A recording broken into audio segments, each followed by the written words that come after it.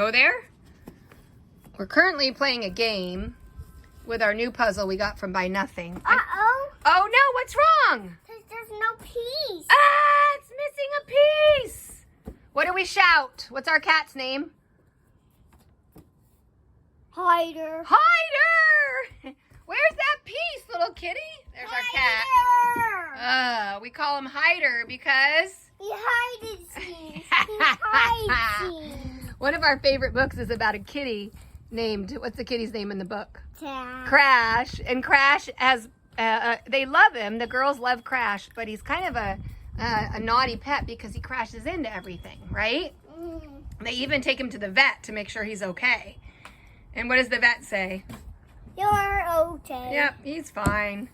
But he crashes everything, like drums and birthday cakes and blocks and China dolls. Mm. And so we decided that Hider, the Hide great kitty, things. hides things like puzzle pieces. Bah! Hide things. So we get to the end of the puzzle and, oh no! Nothing's there. It's missing a piece. It's downstairs. You think Hider hid it downstairs? Way downstairs. Oh my goodness. Does he have a good hiding spot? Down in the downstairs. In the basement? No. Way in the under a stool. Under the school?